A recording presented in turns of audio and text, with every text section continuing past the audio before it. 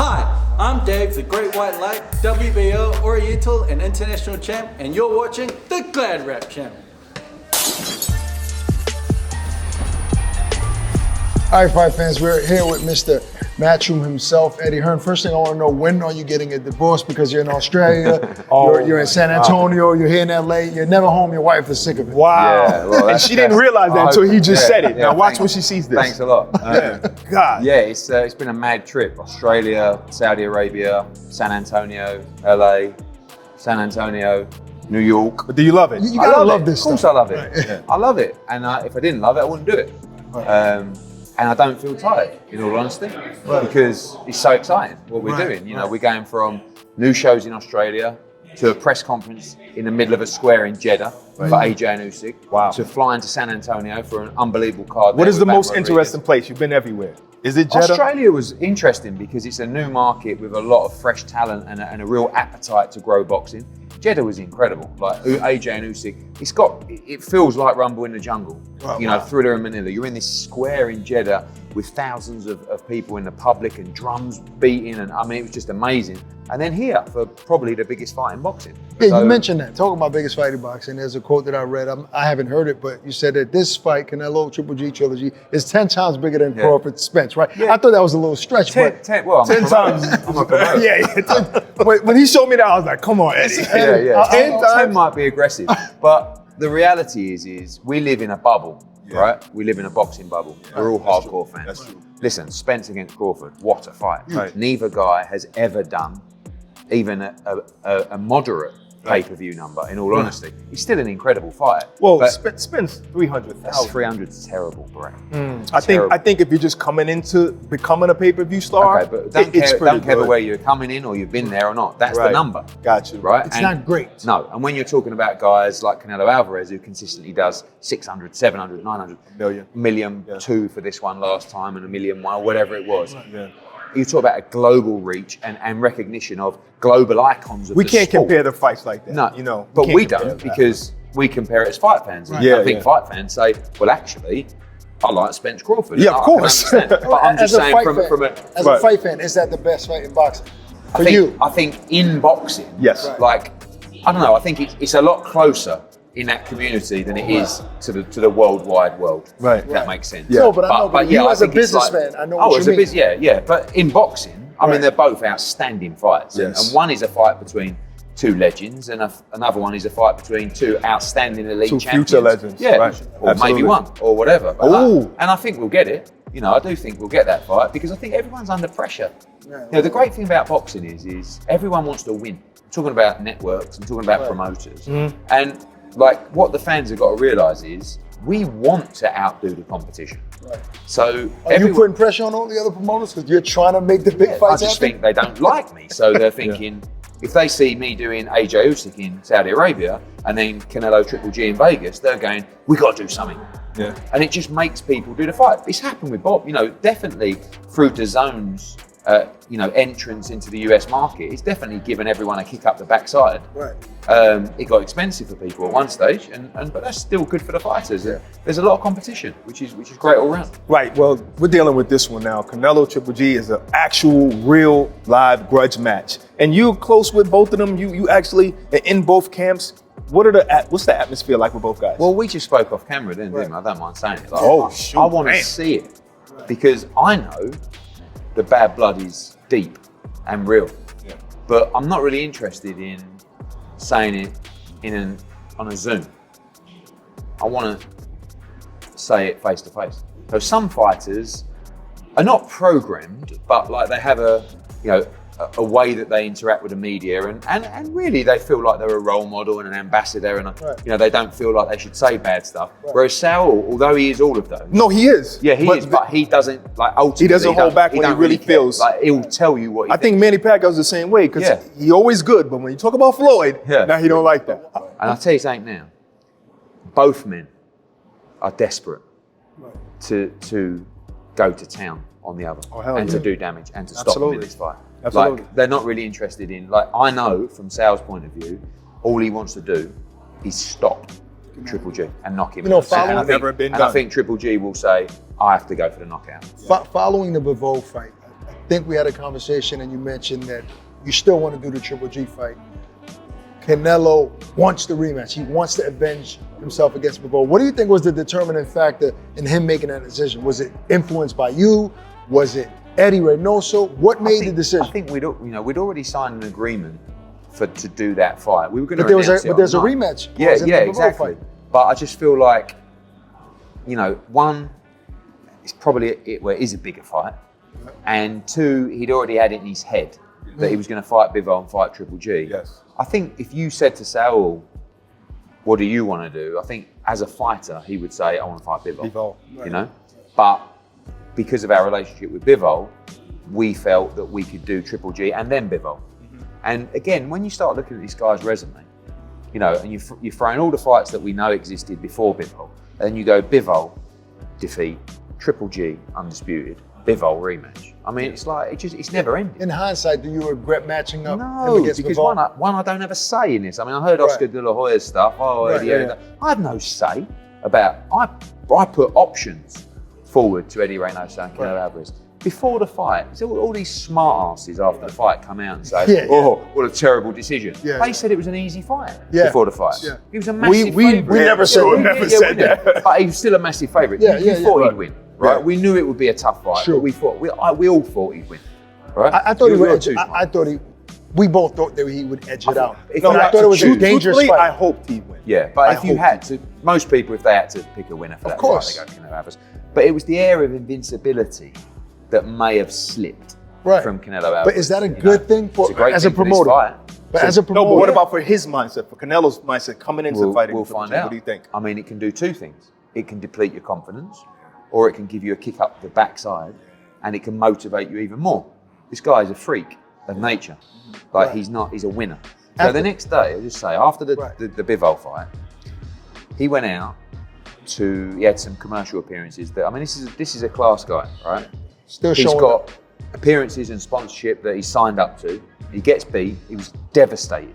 Yeah, sure. So I went back to the hotel with him.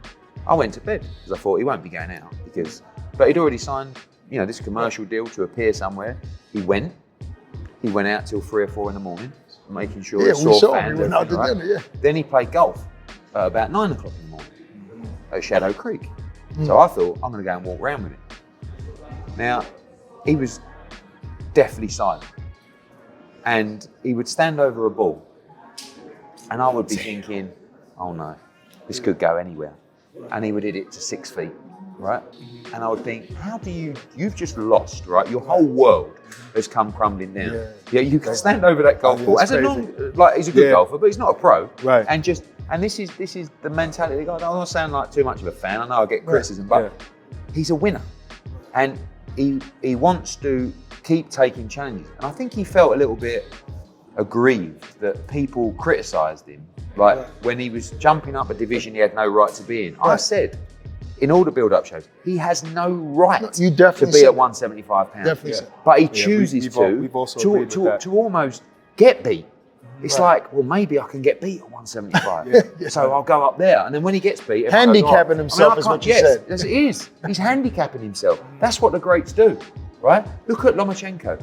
He's not really a lightweight. No. Right? He's a super feather, probably make feather. Yeah. Look at Inoue. Right? Inoue is going to get beat by moving up to super bantam or feather. It's the only way he'll get beat. Right. Shakur Stevenson, another great fighter. Maybe he has to move to 135 or 140 to get beat, unless Joe Cordina beats him, of course. That's another story. That's not going to happen. But still, all right. I said it. What are you talking about? No time soon, that's for sure. All right, but listen, I want to talk about how you said, maybe you're a fanboy at times, but do you think that promoters should be that way? I just think you should be yourself. I don't mind saying it. I love Canelo Alvarez, right? I think he's a great guy. I think he's a winner. He motivates me. He inspires me. Life's all about being around good energy. And I see it, when I'm around AJ, when I'm around Canelo, people ask me, you must be shattered. No, I'm buzzing. I haven't slept for 2 weeks. right? But I'm being around these individuals. But what about your other fighters? You feel like you get AJ or other fighters jealous? No, because they understand, they look at the size of them, and I have great relationships with other fighters as well. Yeah. But naturally, the more time you spend around a fighter, Yeah. the better the Closer. relationship. Yeah. And the bigger the fighter, the more time you spend around them. That's you true. know, so if there's a Right. kid in a 6-rounder, we talk, we say hello, and Yeah. but Yeah. I'm not gonna be. You're not going to be mates like AJ. No, and but Canelo. also genuinely, you know, of course, you get the opportunity to be friends with him because of the time you're spending. Yes. But you know, AJ, I class him as a friend, you know, Yes. a close friend. I mean, Sal I've only known for a couple of years, but Right. even the same, like some people are just good quality people. I gotta ask you, Eddie, after Beterbiev beat Joe Smith the way he did in the light heavyweight division, your first thought, was it Canelo definitely doesn't belong in this division? I never want to see Canelo versus Beterbiev. I think Beterbiev is an easier fight for Canelo Alvarez than Bivol. We've been Styles saying make that. fighters. By the way, it's We've very- definitely said that You've said that. before, Yeah, but yeah. we didn't know you agreed with us No, ever. it's very rare. You never kind of agreed with us. We was like, yo, don't fight Bivol, fight Beterbiev. Yeah, but stylistically, I mean, again, hindsight, you know, you see the fight and you say, actually, yeah, but Who do you think wins out of those two guys? Bivol beats Beterbiev. And I'll say one thing now. Fight fans mustn't get conned by people coming out after a fight saying, well, we wouldn't do the fight on Dark Zone or whatever Bob was called into zone, right? Dead Zone zone, or whatever. yeah. There's a reason he's saying that, right? We don't have to do the fight on zone. We do it on ESPN. Or we'll go into a room, me and Bob, with an envelope, and we'll open them up and see who bids the most money for that fight. But what they try and do is they try and put everybody off the idea of the fight happening because they'll want to do it on their platform. Like, it's ridiculous. Why aren't they talking about the undisputed fight? If the Bivol zone- doesn't have a fight scheduled. But if the zone does pay-per-view now, why can't we do on But we both? can, but he won't want to do, like, it's just straight out the bat. The first thing he says is that. But by the way, if we want to do it on ESPN, we can do it on ESPN. There's no offer. Right. They're not talking about They're it. talking about Anthony Yard. Yeah, but no, listen, nice guy from London. Right, yeah. That's a mismatch, Right. that fight. A total mismatch. Yard hasn't boxed, like he's done about 3 rounds in 18 months or whatever. And he's a good domestic fighter. And he had a good fight with Kovalev in Russia. Beterbiev's a different animal. But it's an undisputed fight. You can make that fight easy. If we don't make that fight, it's good news for our other stable, like Joshua Buatsi and Callum Smith, who'll probably get the voluntary defence. But then he's going to fight Canelo Alvarez. That's another So thing, yeah. now's the chance to make the undisputed fight. But Yes. sometimes people don't press them, and the media sort of get a little bit con by it as well. It's like, no one's saying, Bob, why don't you go straight into the Bivol fight? He hasn't got a fight. You know, there's a real sort of momentum at the moment for making undisputed champions. Charlo's just done it. Devin Haney's done it, right? In women's boxing, we've got like 5 or 6 undisputed champions. It's so good for the sport. I mean, how good a fight is Beterbiev against Bivol? I know they're 2 Russian fighters, but 2 fighters that have fought over here. Bivol's coming off a massive win. His stock's higher than ever. Beterbiev's a beast. But they're not talking about it. So You in know, other words, just start making the fight rather than talking about things that won't make the yeah, fight. we're not doing it on there. Don't, Yeah. we haven't Just even- do it. We haven't even had a conversation. Right. Let's talk You know about what I the mean? fight and then figure out where it's going to be. But you know, they want to do the yard fight. Bob and Frank are close, and it makes business sense for Right. them. But really, we should be saying no. Like Close. go They never straight liked in. each other, but now that they both hate you, it's Well, okay. Huh? They've always, No. they've pretend got on. Eddie, you mentioned right. Bivol. Canelo gets past Triple G in the fashion that he wants to. You mentioned Bivol. I don't know how secure that fight is because Bivol might fight somebody, might lose the straps. Yeah. Is it about the straps at 175 of Canelo or avenging that loss? The loss. The loss. The loss. I mean, the loss is now personal. Not Right, of Bivol's course. not personal, but Right. he's a Avenging winner. that loss, Yeah. So he's like, I have to beat him, and he believes he can beat him. What are Canelo's next 3 fights if it was only up to you? Gennady Golovkin, Dmitry Bivol. I think Benavidez is a big fight in time. Once he fights a genuine elite No, fighter. I say put Benavidez back down, put Charlo back up. Charlo, Yes. yeah. Maybe. Either one. Either one is a great fight. I just think in terms of size, Yeah. Benavidez is a bigger is fight, Mexico versus- but like, I'm still the guy that's saying that he doesn't even belong. Canelo doesn't even belong at 168 pounds. Such a He's small just guy. special. But He's just a special yeah, guy. I think he can But get he's a- away with 160. He's a small guy. Like he has But what to- is there? What else is there to accomplish for a guy like but that that's if what he I'm wins saying. these next 2 fights? Yeah, but that's the thing. Like, people talk about, fight, like when he talks about Benavidez and Charlo, which would be voluntary defences of his 168-pound title, it just doesn't like stoke anything in him. When he talked about Bivol, it's like, whoa, go up to 175 and beat a champion. Yeah, like that. And maybe he shouldn't have. Maybe he should have just boxed Charlo. Yeah. But we have to respect the guy because this is what, like I said, he wants to handicap himself, almost to lose. But he's so handicapped at 175. Like if he fights Beterbiev, he'll be dwarfed in the ring by him. But I tell you what, it'd be an absolute war. Let's talk about your other star real quick before you get out of here. Which Your one? other A-plus celebrity fighter, AJ Anthony Joshua. right. Have you received any heat from London, from the UK, for taking that fight to Saudi Arabia? No, we've done it before. Right. You know, I think that That's his rematch town. yeah. But you look at there's a lot of discussions about golf. Going to Saudi Arabia at the moment and the tour. Yes. Boxing's not golf, Right. right? That's the number one. Number two is we see the investment that Saudi have made in boxing, into grassroots boxing.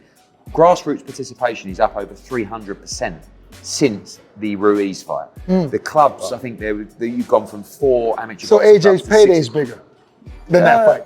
What, the I mean, I know first you don't fight? like No, mentioning He's always in numbers. somebody's wallet. I know you don't like talking numbers, but is it a bigger the payday? mistake that the golfers make as well, which is not a mistake we make, is it's a great deal.